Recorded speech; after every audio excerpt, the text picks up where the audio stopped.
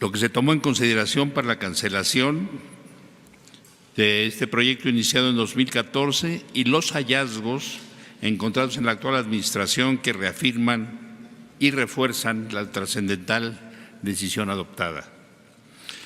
El aeropuerto de Texcoco nunca debió aprobarse y menos iniciarse. Fue un error gravísimo cuya cancelación evitó un desastre ecológico mayor, una severa explosión demográfica en la zona oriente del Valle de México, la sobreexplotación de recursos escasos como el agua, el dispendio de enormes recursos públicos y la herencia de altos compromisos financieros a las siguientes administraciones. Evitó, además, el desperdicio de la infraestructura aeroportuaria existente y los riesgos del comportamiento de pistas e instalaciones en un terreno inestable y complejo. La cancelación del proyecto marcó un hito en la forma en que el Gobierno toma decisiones asociadas al desarrollo de grandes proyectos de infraestructura, los que deben, como acaba de señalar el presidente, ajustarse a los requisitos que marca la ley y a las necesidades, a los recursos y a los intereses de la nación. Los promotores del proyecto esgrimieron siempre como argumento el que se trataba de una trascendental inversión en infraestructura con gran impacto en el crecimiento económico, pero omitieron la consideración de los efectos negativos que hemos mencionado, la seguridad y los derechos humanos de la población local y de que se trataba de una inversión exagerada para un país con las carencias que tiene México. Además, por una planeación deficiente, un proyecto oneroso y complejo y cambios constantes en la concepción del aeropuerto, el costo de la construcción se elevó considerablemente sin que se actualizara el análisis costo-beneficio original, provocando que las fuentes de financiamiento resultaran insuficientes. La solución financiera planteada presenta graves irregularidades de concepción y contratación y comprometía las decisiones soberanas a través de complejos instrumentos de blindaje que significaban compromisos severos para las administraciones siguientes. Este informe aborda las razones que llevaron a la cancelación del proyecto y las irregularidades más significativas detectadas hasta este momento en los procesos de contratación relevantes que pueden significar un probable daño patrimonial en contra del Estado mexicano, lo que definirán las autoridades competentes. Impactos ambiental, urbano y social. Como se expresó en los diferentes foros de discusión que impulsó el gobierno electo, cada uno de estos aspectos por sí solo era suficiente para no haber aprobado la construcción del proyecto, que además, teniendo un avance del 21%, había ya generado graves impactos, en algunos casos irreversibles e incompensables para toda la región. La manifestación de impacto ambiental del proyecto no llevó a cabo un análisis de los impactos acumulativos de las obras del proyecto en conjunto con otras actividades y obras asociadas. Los análisis ambientales estuvieron alejados de una lógica regional y más bien se buscó fragmentar las obras para ocultar y disimular los impactos. Impacto ambiental. El lago Nabor Carrillo, que es un cuerpo de agua permanente con buena calidad y que brinda importantísimos servicios ambientales, se convertiría en una laguna de regulación. Esta transformación implicaba la eventual desecación del lago y la incorporación de aguas residuales. Se pretendía con ello que la ciudad no padeciera un déficit de regulación, pues las lagunas que cumplían esta función fueron eliminadas por la construcción del nuevo aeropuerto. Esta transformación se estaba realizando sin la autorización correspondiente en materia de impacto ambiental. El lago Nabor Carrillo es uno de los principales receptores de aves migratorias del centro del país, lo que representaba un serio problema para la viabilidad del proyecto, al ser fauna altamente riesgosa para la aviación. La pérdida del lago habría generado un daño ambiental severo, irreversible. Por otro lado, Para la nivelación y relleno del polígono se proyectó abastecer el material pétreo, tesontle y basalto de 16 minas. Sin embargo, a partir de 2015 se abrieron cerca de 150, muchas de ellas irregulares, que trabajando de manera simultánea en la región durante 3 años generaron una saturación de proyectos mineros en 15 municipios del Estado de México. Esto ocasionó una devastación ambiental sin precedentes en el oriente del valle y la destrucción de zonas reforestadas de la barrera forestal de Oriente. El impacto urbano. Las estimaciones indicaban que el nuevo aeropuerto iba a generar un crecimiento urbano acelerado y una sobrepoblación que se estimaba en alrededor de 3 millones de personas en una zona que actualmente sufre por desabasto de agua y sobreexplotación de acuíferos. No se tenía certeza ni claridad sobre cuál sería la fuente de la que se obtendría el agua para abastecer el aeropuerto, la aerotrópolis y el crecimiento urbano asociado. Esto era particularmente grave, pues la construcción fue emprendida sin la existencia de planes y programas metropolitanos que contemplaran la regulación de uso de suelo y el ordenamiento territorial. Uno de los proyectos complementarios contemplaba la pavimentación y entubamiento de cerca de 200 kilómetros de cauce, lo que implicaba un grave efecto sobre el ciclo hidrológico de 9 ríos. Actualmente, la zona del exlago de Texcoco y el lago Navarcarrillo cumplen una función esencial en la regulación de la temperatura en la zona oriente del valle, por lo que con la construcción del nuevo aeropuerto y la eventual desecación del lago, se hubiera tenido inevitablemente un aumento drástico en la temperatura de toda la región. Por otro lado, si bien la manifestación de impacto ambiental mencionaba la ampliación y construcción de la red de transporte público, tren expreso, metro, metrobús y mexibús, así como de vialidades externas, a la fecha del cierre del proyecto no existían proyectos ejecutivos ni presupuestos para dichas obras. De ahí que tomó fuerza la expresión popular de la que la única forma de llegar al aeropuerto iba a ser por avión. Impacto social. En la concepción y decisión de construir esta megaobra no se consideró la participación ciudadana, ni de las autoridades locales de la Ciudad de México y del Estado de México, quienes, al no participar desde el inicio del proyecto, no se comprometieron formalmente para realizar obras indispensables complementarias.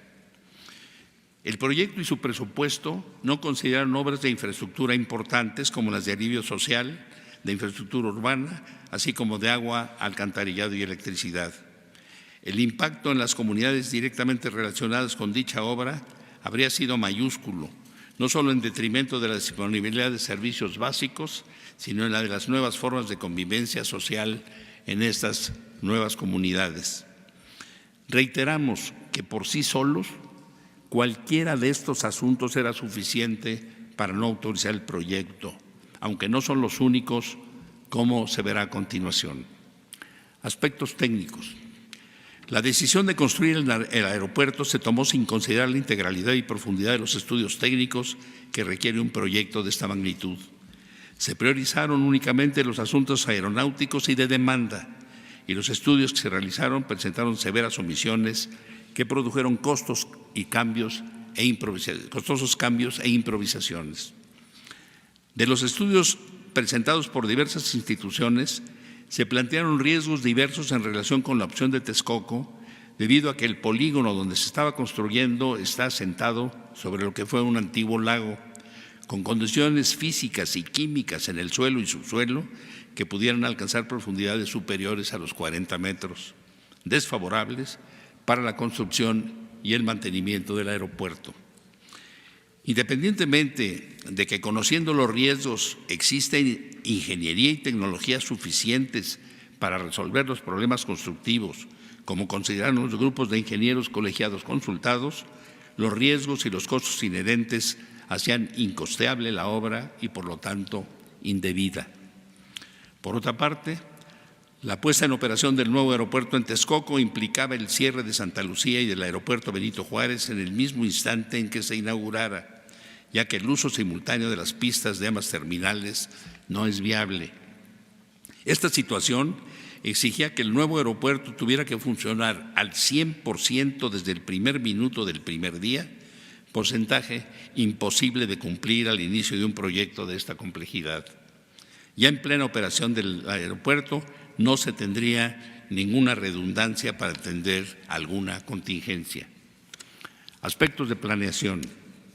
A pesar de la magnitud del proyecto, nunca estuvo considerado en los instrumentos de planeación oficiales como el Plan Nacional de Desarrollo 2013-2018. El Programa Nacional de Infraestructura 2014-2018 solo menciona: este programa no incorpora el nuevo aeropuerto de la Ciudad de México, ya que este proyecto se encuentra en evaluación y en caso de que sea factible su realización, el monto de inversión estimado sería de alrededor de 120,000 millones de pesos entre recursos públicos y privados. Nunca estuvo ni está en el Plan Nacional de Desarrollo ese proyecto. Otra prueba contundente de la irresponsable forma de acometer el proyecto de infraestructura más ambicioso y oneroso de la pasada administración es el hecho de que el contrato para construir la terminal, el edificio terminal, se licitó y adjudicó por un monto de 85,000 millones de pesos sin disponer de un proyecto ejecutivo que incluyera una ingeniería de detalle, lo que provocó una demanda por parte del consorcio ganador al grupo aeroportuario en octubre de 2018, ya en plena construcción de la terminal.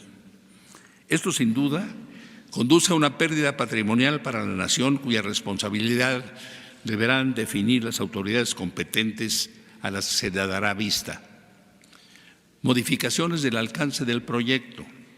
La terminal de pasajeros del preplan maestro de 2014 consideraba 472,000 metros cuadrados de superficie.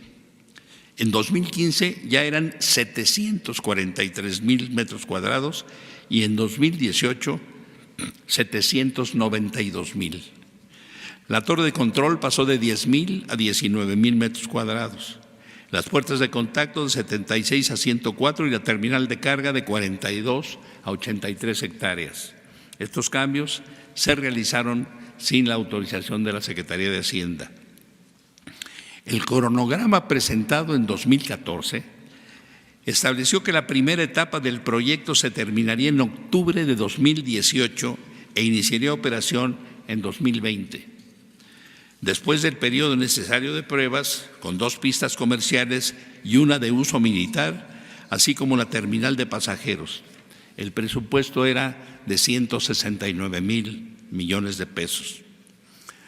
Al cierre de 2018, aunque manejaban el mismo presupuesto en dólares, en pesos se incrementó a 305,000 millones de pesos, pese a la exclusión de 64,000 millones de obras que habían sido consideradas en el presupuesto original, que se pasaban a otro renglón, y ya se hablaba de 2022 como año de inicio de operaciones. Pronóstico de Parsons, gerente del proyecto, y esto es muy grave y muy delicado. Parsons, gerente del proyecto, señaló mediante oficio fechado el 22 de junio de 2016 que el costo de la primera fase del proyecto se elevaría a entre 16 y 17,000 millones de dólares y que la fecha de inicio de operaciones sería en septiembre de 2024, si no hubiera contingencias. Lo que nunca se hizo del conocimiento público, ni del Consejo de Administración, suponemos que ni de la Secretaría de Hacienda, ni de los inversionistas de los bonos y las fibras y la fibra E, y lo que en ningún momento fue informado al equipo de transición del nuevo gobierno. Tampoco esto aparece en el libro blanco. La información de Parsons de 2016 se ocultó siempre, se archivó y se mintió sin recato. Por ello hemos afirmado reiteradamente que no se sabía ni cuánto costaría el proyecto, ni cuándo se podría terminar la obra, que se trataba de un elefante blanco, un pozo sin fondo, con un daño patrimonial que deberán evaluar las autoridades competentes. Análisis costo-beneficio. Conforme a los lineamientos de la Unidad de Inversiones de la Secretaría de Hacienda y Crédito Público, la evaluación socioeconómica de los proyectos de inversión se debe actualizar cada vez que el monto de la inversión proyectado varíe más del 10%, que las metas físicas presenten variaciones superiores a 25%, que la entrada en operación del proyecto correspondiente se difiera más de 3 años, o que cambie el tipo de inversión, fuente o esquema de financiamiento. El proyecto del nuevo aeropuerto incurrió en las 4 condiciones anteriores, por lo que se debió actualizar imperativamente el análisis costo-beneficio, lo que nunca aconteció, violando la normatividad de esta materia y, más grave aún, con el ocultamiento de la información de Parsons.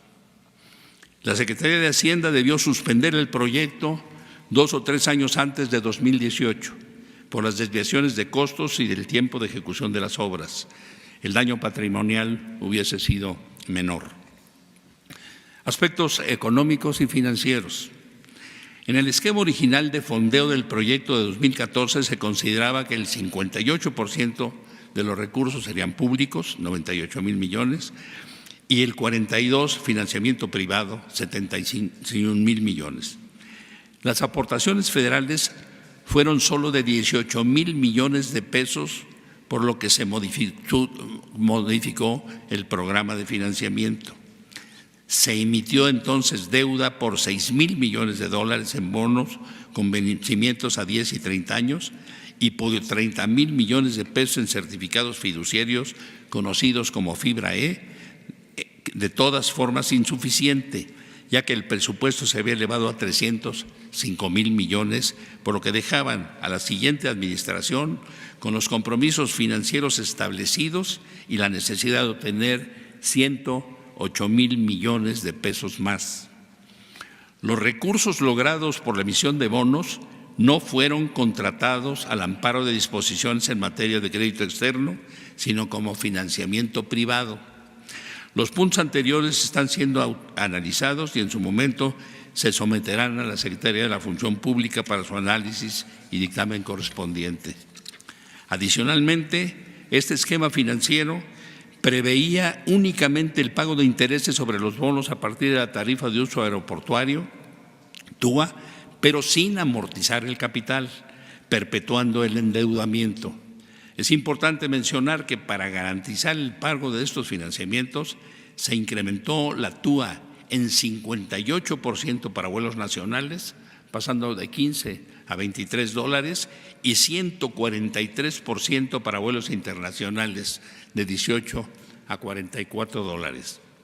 El hecho de no disponer de antemano de un proyecto financiero bien definido y al no contar con un presupuesto multianual, no solo afectó la rentabilidad y el costo-beneficio del proyecto, sino que fue una irresponsabilidad fiscal. Más aún, al no tener la debida autorización ni la reevaluación del proyecto por parte de la Secretaría de Hacienda, fueron invertidos recursos provenientes de financiamiento privado con garantías públicas, esperando que la carga presupuestal de los recursos públicos se diera hacia los últimos años del proyecto, lo que dejaba la carga en la administración 2018-2024, lo que es irresponsable y violatorio de la Ley Federal de Presupuesto y Responsabilidad Hacendaria.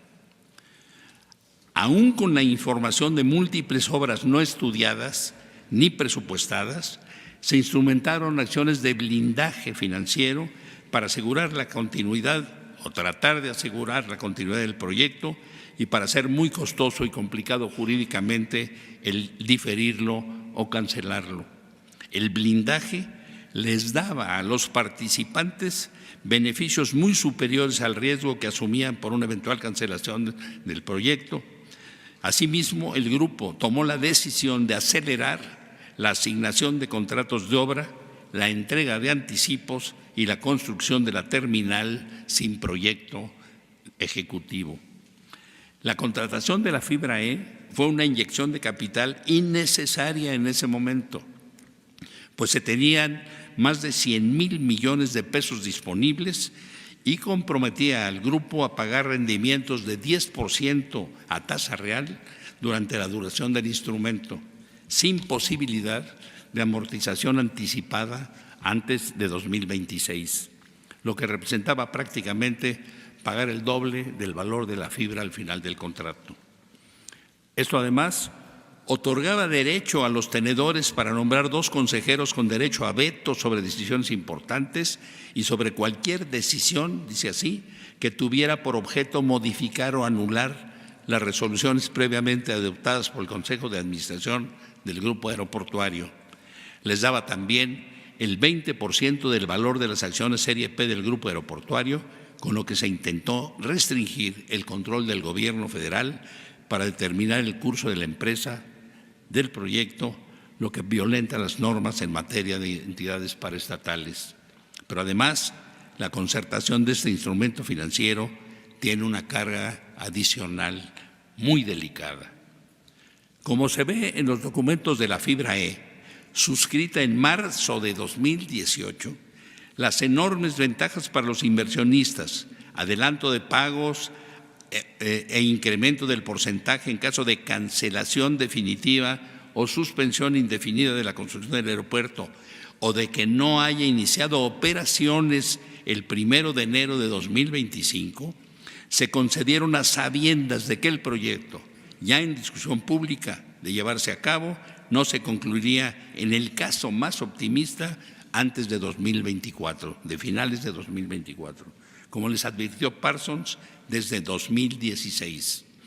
Una maniobra por demás dolosa, pues manifestaron que no tenían conocimiento de información relevante que se hubiera omitido, maniobra de elevado costo para el patrimonio nacional y para los compromisos del siguiente gobierno, lo que además no fue informado en entrega-recepción, lo que será hecho del conocimiento de las autoridades competentes.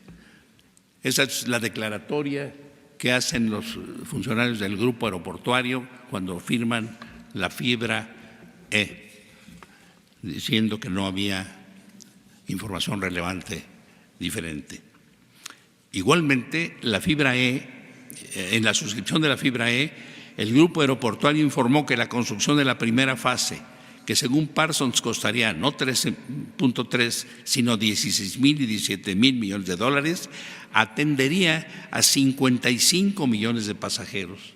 Es decir, solo recibiría 10 millones de pasajeros más que el aeropuerto Benito Juárez, ya que para los 140 millones de pasajeros de la leyenda urbana del nuevo aeropuerto se habría requerido una inversión adicional de cuando menos 10,000 millones de dólares. Aspectos procedimentales y jurídicos. Se violentaron las leyes de presupuesto y responsabilidad hacendaria, de adquisiciones y de obra pública. El proyecto arquitectónico fue convocado por Aeropuertos y Servicios Auxiliares, ASA, a partir de una invitación a 8 despachos de arquitectos nacionales e internacionales que, a pesar de requerir propuestas económicas, se planteó como una investigación de mercado y no como licitación ni como concurso por invitación como lo ordena la ley. Este proceso concluyó con la contratación por adjudicación directa a los arquitectos Norman Foster y Fernando Romero por la cantidad de 1,841 millones de pesos, que después de 4 convenios modificatorios se incrementó a 2,692, 46%. Por adjudicación directa, igualmente, se contrató a la empresa norteamericana Parsons como gerente del proyecto con un contrato por 2,362 millones de pesos con vencimiento al 8 de octubre de 2020 y que después de 2 convenios modificatorios se incrementó en 14% a 2,692 millones. El desarrollo del proyecto llevó a la firma de 692 contratos, de los cuales hasta la cancelación del proyecto el 27 de diciembre pasado, 523 contratos, el 76%, cuyo monto ascendió no mucho en el caso del costo del aeropuerto, pero a 22,000 millones de pesos fueron otorgados mediante asignación directa. 523 contratos, cuyo monte fueron otorgados mediante 90 contratos, el 13% mediante procedimientos de invitación y 79 contratos se hicieron mediante licitación. Procesos de fiscalización en marcha. El Grupo Aeroportuario de la Ciudad de México tiene abiertos 198 procedimientos fiscalizadores de diversa índole por parte de las autoridades competentes a partir de observaciones a partir de 2015. Se analiza en algunos casos, algunos de ellos, la probable comisión de daño patrimonial por un monto superior a 6,000 millones de pesos. Se está procesando la información necesaria sobre los temas que aquí he mencionado para dar vista a la Secretaría de la Función Pública. Aspectos jurídicos. En la sesión del Consejo de Administración del Grupo, el 30 de octubre de 2018, se informó sobre 2 demandas del gerente de proyecto ante la Corte Internacional de Justicia de la Cámara de Comercio Internacional por más de 1,500 millones de pesos. Sin embargo, el grupo solo informó al equipo de transición de una demanda por parte de Parsons por 350 millones por variación cambiaria peso-dólar. No se hizo mención del segundo procedimiento, el más oneroso, y que data del 26 de junio de 2018. Esta demanda fue posterior a un convenio modificatorio firmado el 13 de diciembre de 2017, del contrato con el grupo, en el que el grupo aceptó cambiar la jurisdicción de las controversias a arbitraje internacional, según el reglamento de la Cámara de Comercio Internacional y no según lo dispuesto por la Ley de Obras Públicas, como estaba establecido originalmente. Esta modificación, previa a la demanda, debe ser aclarada. Por otro lado, el consorcio conformado por la…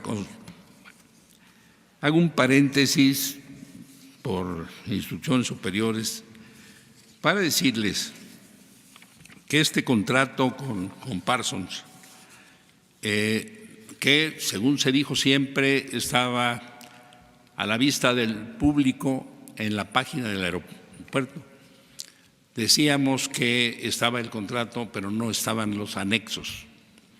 Y en los anexos hay información muy seria y muy delicada. En el anexo C de ese contrato con Parsons hay una hoja de asesores en donde dice que dentro del grupo de Parsons hay asesores estratégicos que tienen algunas funciones importantes. Asesores estratégicos en política en todas las fases del proyecto, consultoría para controlar efectos adversos que emanan del proyecto y sobre acciones compensatorias para los participantes en el proyecto en los gobiernos estatales de México, Hidalgo y Distrito Federal. Encabezan la lista de asesores de este proyecto el licenciado Alfredo del Mazo y el ingeniero Alfredo Elías Ayub.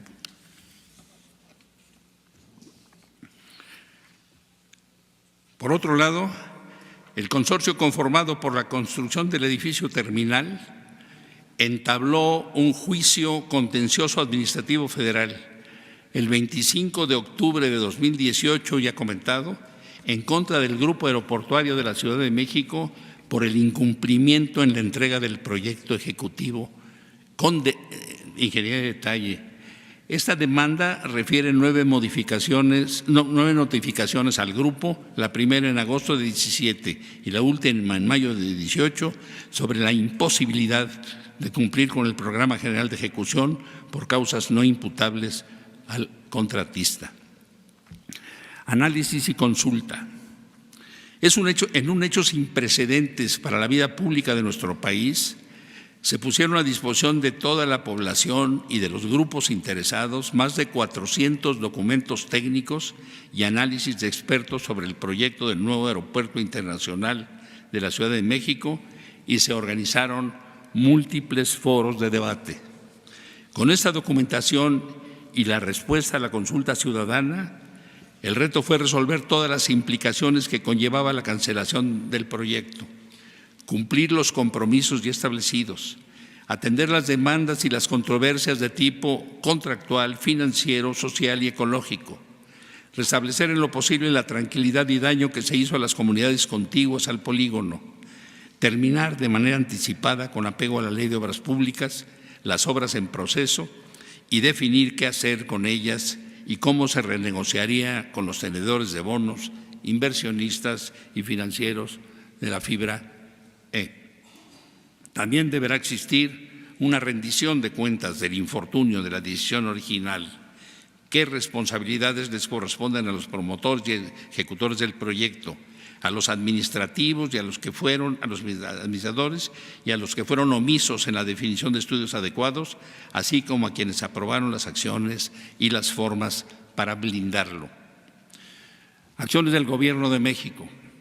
Con la finalidad de instrumentar la cancelación del proyecto, el Gobierno de México inició desde el 1 de diciembre una cuidadosa estrategia enmarcada en los principios rectores de honestidad, austeridad, respeto al Estado de Derecho, crecimiento para generar empleo y bienestar, convergencia del sector público y privado para detonar el desarrollo regional sustentable y máxima conservación y aprovechamiento de la infraestructura instalada.